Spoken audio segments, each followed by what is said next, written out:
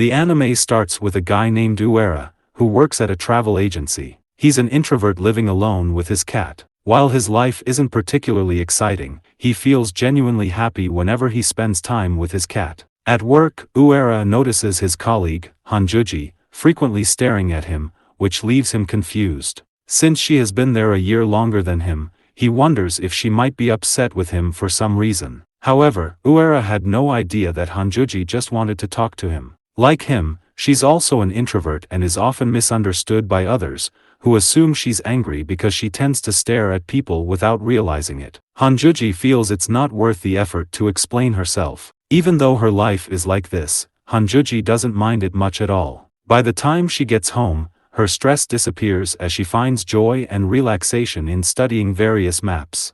Uera and Honjuji are both content with their lives. However, one day, Kurikawa, the branch manager, calls a meeting to announce that the company plans to open a branch in Alaska next year. They need to send someone from their office to manage it. Since Alaska is so far away and would mean being separated from family, the company will select someone who is unmarried. Kurikawa then asks if anyone would volunteer, but naturally, no one is eager to go, given how distant it is. Uera raised his hand and told Kurikawa that he couldn't go, no matter what, because he has a cat to take care of. However, Kurikawa responded that this wasn't a valid reason. Later, his co-workers shared their thoughts on the situation, explaining that while traveling to Alaska might be exciting, living there was a different story. Based on what they knew, it would likely take at least 3 or 4 years of working there before returning. One of the co-workers jokingly suggested to another that they should just get married, since the company prefers someone who is single. Uera overheard this and thought that even if he wanted to, he couldn't, since he didn't have any female friends. As he was thinking, Honjuji kept staring at him without saying a word. Honjuji also didn't want to go to Alaska. Not only was it far away, but she had also heard that the mosquitoes there were like monsters. To her, it was a matter of life and death. The next day, after taking his cat to the vet, Uera and Honjuji unexpectedly meet, despite never having spoken before. Uera suddenly gathers up his courage, thanks Honjuji for all her help, and informs her that he plans to quit his job the next day. For him, his cat means everything, and he simply cannot abandon it. Honjuji asks Uera if there's anyone who could look after his cat, like a girlfriend or a family member, but he quickly denies it. As he's about to leave, Honjuji stops him and suggests they get married since she doesn't want to go to Alaska either. Uera thinks it's a wild idea, but after considering it for a moment, he agrees. Honjuji is confident her plan will work. Since neither of them stands out much at work, she doubts anyone will pay too much attention if they announce they're getting married. Her plan is to act as if they're married for a few months, let the situation settle down, and then quietly let things fade, pretending it never happened. Honjuji assures Uera that since it was her idea, he can leave everything to her, and he doesn't need to do a thing. The next day, Honjuji informs Kurikawa about their married. Instead of being suspicious, Kurikawa is overjoyed to hear the news. Afterward, Honjuji and Uera continue working as usual, but when their eyes meet, they can't help but blushing. Later that day, Kurikawa calls Uera, asking him to bring a document to their usual meeting place and to bring Honjuji along. Little did they know, when they arrive, they are surprised to find it's actually a celebration, a surprise party congratulating them on their engagement. Uera starts to worry, fearing they might get exposed if people start asking too many questions.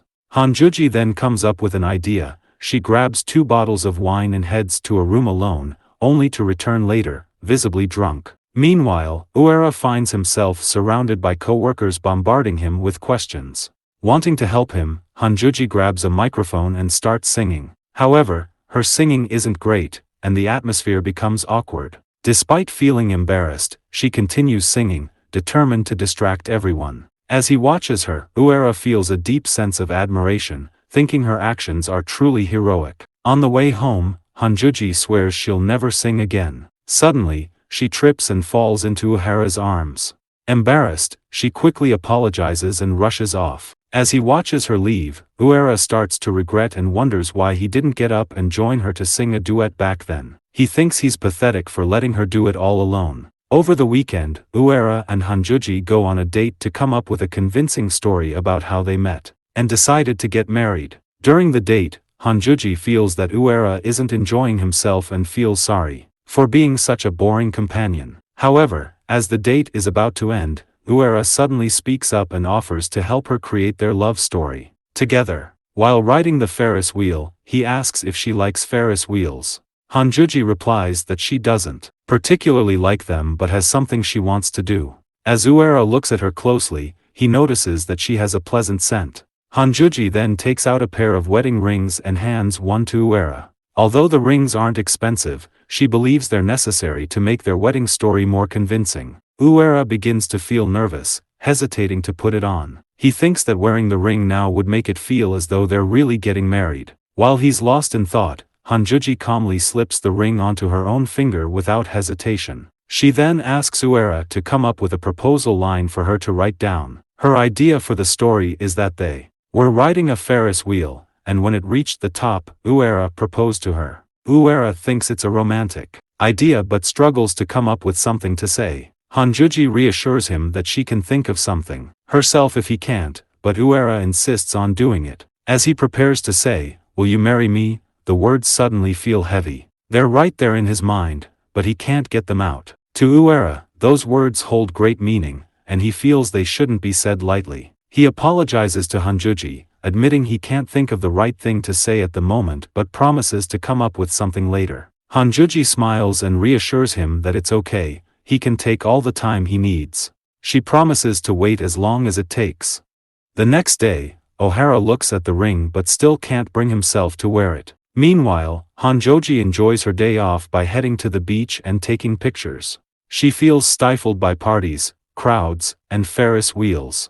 What truly brings her joy are coastlines and collecting maps, stones, and sand. To her, marriage seems so dazzling that the thought of it feels utterly exhausting, even if it is fake. Honjoji then receives a text from her friend asking how she's doing. She pauses for a moment before replying. She thinks to herself that, since it's her day off, she just wants to be left alone. Back to O'Hara, he finally manages to put on the ring and determined to become a good husband for Honjoji. Just then, he receives a call from an unknown number. The caller claims to know that his supposed marriage to Honjoji is a complete lie and threatens to send both him and Honjoji to Alaska. The next day, O'Hara tells Honjoji about the call. He has no idea who the caller might be, and since the voice sounded synthesized, he couldn't even determine their gender. Given the mention of Alaska, Honjoji suspects the caller could be one of their colleagues. While they're talking, Gonda suddenly approaches them and asks if he can visit their house that evening to discuss something. O'Hara finds Gonda's behavior suspicious, as he's never done anything like this before. Still, he has no choice but to agree. Later, O'Hara begs with his cat to behave since some of his co-workers will be visiting. He promises to give it its favorite food and even stop sniffing it. The cat seems to understand and retreats to spend time alone in another room. When Honjoji comes, she begins decorating the apartment to make it look like they truly live together. Just in case, she and O'Hara review the story of how they first met, their favorite foods, and other personal details. Later, when their co-workers arrive, they are shocked to see 3 of them instead of just 1. O'Hara thinks to himself that it's going to be a long night, but Honjoji reassures him, telling him to just do as they practiced. O'Hara then asks Gonda what he wants to discuss. Gonda becomes serious, bows to O'Hara, and begs him to teach him how to get a girlfriend, saying he also wants to get married. This surprises O'Hara, as he wasn't expecting that at all. Honjoji then brings out the food with a smile, which is unusual for her co-workers. They assume she must be filled with happiness. O'Hara doesn't get it why his co-worker is so happy for his marriage. To him, he hasn't changed. While it's true that he's married, he doesn't think it's all that great. He feels all he did was put on a ring, and that's it. His co-workers look at him and assume he's just being sarcastic. Later, when O'Hara and Gonda are alone, Gonda confesses that he's actually interested in Komiya and asks for O'Hara's support. After the co-workers leave, Honjoji and O'Hara sigh, agreeing that they should never host again. She admits she feels the same way he does. She doesn't understand why everyone is making such a big deal about her marriage. After all, it's not like it's their marriage.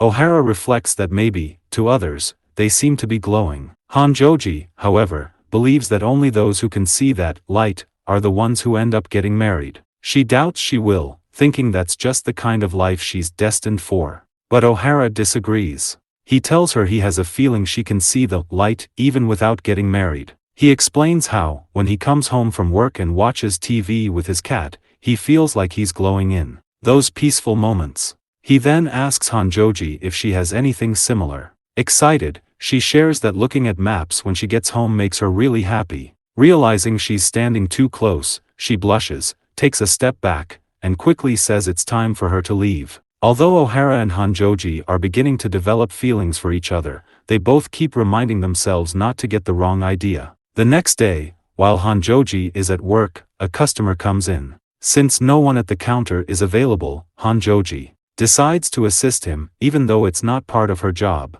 To her surprise, the customer turns out to be O'Hara's father. He explains that he came because he heard his son is getting married and asks Honjoji if she knows anything about it. Honjoji wonders where he got that information and tells him she doesn't know anything about it. Before leaving, the old man gives Honjoji one of his company's products and asks her not to tell his son that he was here. Honjoji quickly goes to look for O'Hara, but he isn't in the office since it's his day off. She decides to leave the product on his desk and rushes after O'Hara's dad to explain that they aren't really getting married. Fortunately, O'Hara's dad hasn't left yet. He's still lingering, muttering to himself about how his son is bringing shame to the family. Honjoji interrupts him and explains that O'Hara is currently out. She offers to call him and suggests they wait at a nearby coffee shop. Honjoji asks O'Hara's dad what he meant when he said O'Hara was bringing shame to the family. O'Hara's dad becomes serious and explains that marriage is a significant event requiring extensive preparation, including traditional items like ceremonial dolls. He goes on to detail the many things needed for a wedding. Since they live in the countryside of Osso, there are specific local customs to follow. For example, weddings involve inviting neighbors and co-workers, meaning there will be a large number of guests. They also need to book a hot spring resort, as the celebrations last all day and continue late into the night. The festivities include dancing and, finally, a tradition where the bride is tossed into the air. Honjoji is shocked to hear this. Since O'Hara is his eldest son, his dad wants his wedding to be properly done, or their family will lose face. Meanwhile, O'Hara reads Honjoji's text and is surprised to learn that his dad is with her. O'Hara immediately rushes to meet his father. Upon arriving, Honjoji takes him outside and explains that his father heard about their marriage from somewhere and came straight here. However, it seems he doesn't know who O'Hara married to. O'Hara thinks, in this case, he will tell his father it's an unfounded rumor and send him home. But Honjoji doesn't want to do that. She wants to tell his father the truth. But before she can tell him, his father apologizes to Honjoji for sharing stories about his countryside wedding traditions with her. Honjoji assures him it's okay because she finds the information fascinating. However, his father admits that what he said isn't entirely true. It's how things used to be. Weddings have become much simpler now. Fewer people are getting married, the population continues to decline, and life in his countryside is inconvenient and plain. As a result, young people often leave for the big city. Honjoji interrupts him, saying that his countryside is not plain at all. She believes it's a special place and begins listing all the amazing things about it. This surprises both O'Hara and his father. His father then tells Honjoji that because the countryside is so special to him, he wants to protect its traditions. He goes on to explain to O'Hara that, before coming to Tokyo, he heard from the Kumamoto JTC that O'Hara was getting married, which is why he came here. Honjoji and O'Hara are shocked, unable to believe the news spread that far. When his father tries to recall the name of O'Hara's fiancée, O'Hara quickly interrupts, telling him that he will visit Osso this weekend to have a long talk about the matter. This satisfies his father, who agrees and leaves. O'Hara plans to go to Osso alone and tell his family that his marriage is a lie. Honjoji feels the problem has grown bigger and wants to help, but she thinks she shouldn't get involved when it comes to his hometown and family. The next day at work, Kurikawa gives O'Hara a big task. It is to act as an attendant for Princess Claudia of Lichtenberg, who is visiting Japan and wants to tour Tokyo. O'Hara asks Kurikawa why she chose him. Kurikawa explains that it's because the princess can't keep her hands off men. She always takes male attendants with her wherever she goes. O'Hara is confused, as the princess is married. Kurikawa thinks she must have her reasons. Kurikawa wants someone who can be a proper guide for the princess, since the other men in the company are likely to just enjoy their time with her. Kurikawa thinks Ohara is the most suitable one for the job, believing he seems harmless and, being married, unlikely to be a problem. Hanjuji and her co-workers begin to worry about Ohara, wondering if he'll be able to handle it. Later, as Ohara prepares the location for the princess to visit, Hanjuji looks at him and feels sorry for him, having to deal with a celebrity. She wants to help, but then questions herself, "What am I thinking?" and quickly decides to leave him alone. The next day, while waiting, the princess arrives dressed in casual clothes. She tries to speak Japanese with Ohara, but he assures her it's okay, he can speak English. He then asks if her security guard is coming too. The princess tells him that for now, she wants to experience life as a normal person. She then asks him to take her to somewhere fabulous, a place she can't find anywhere else. Since the princess is known on social media as a cat lover, Ohara takes her to a cat shrine. While they are there, Ohara receives a call from Kurikawa asking where he is. The princess is missing, but Ohara reassures Kurikawa, telling her not to worry as the princess is with him. After that, Ohara takes the princess to several places, and she seems to enjoy them all. As the day comes to an end, Ohara asks the princess if she wants to visit somewhere high up. The princess guesses he is taking her to that famous tower, but Ohara tells her no, the place he has in mind is far more unusual. It's a spot that people around the world dream of visiting, yet only a few get the chance. To her surprise, the place he's talking about is actually a school rooftop. Ohara knows the princess used to watch Japanese animation as a child, so he's sure she'll love it. To make the experience even better, he gives her a school uniform to wear, which makes her really happy. Meanwhile, back at the office, Gonda wonders why Ohara hasn't returned yet, as it's already closing time. One of the co-workers jokes that maybe they found a room somewhere. After all, he heard the princess has a fondness for men. Nearby, Hanjuji overhears the comment and starts to feel upset. Noticing that it's already night, the princess tells Ohara that she had a lot of fun today and asks him to take her to one more place, and it is his apartment. Later, Hanjuji goes to Ohara's apartment to check on him. She brings a gift along as an excuse to visit. Just as she's about to enter, she hears a woman's voice inside. Curious, she peeks through the window and sees that the woman is none other than the princess. Hanjuji felt a bit upset, but she kept telling herself it didn't matter. After all, their marriage was just a lie. Ohara could do whatever he wanted. She tried to justify his actions, thinking this might be what the princess wanted and that he couldn't refuse.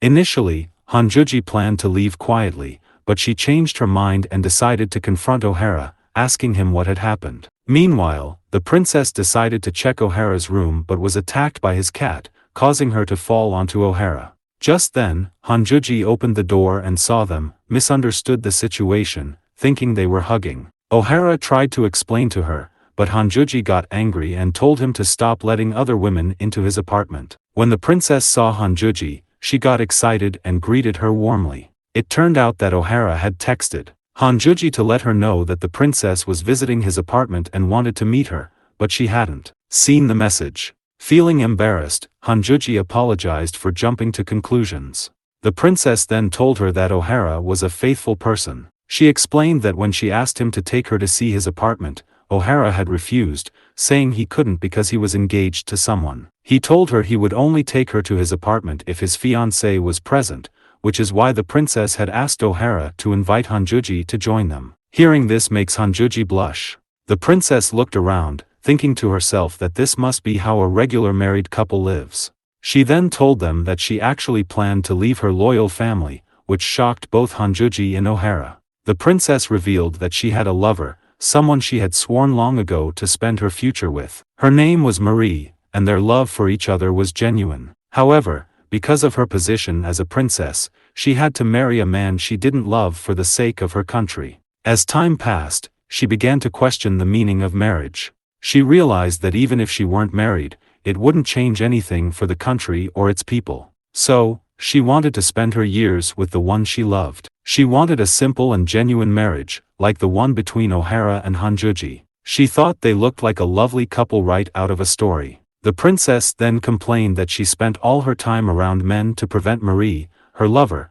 from getting jealous. But because of this, people believed she was constantly fooling around with men and partying. Men hit on her everywhere she went, and it was such a pain. Before leaving, the princess promised that someday, she would like to find happiness like the two of them, not as a princess, but as a person. Honjuji asked Ohara if it was okay not to tell her the truth, that they were actually not engaged, but Ohara reassured her it was fine, thinking she would probably reach the same conclusion no matter what they said. He then asked if there was any particular reason she came over today since she hadn't seen his text. Honjuji blushed, pulled out her gift, and handed it to him. It was a frog-shaped stone. She explained that her hobby was collecting stones, and she chose this one because she had heard his father talking about frogs.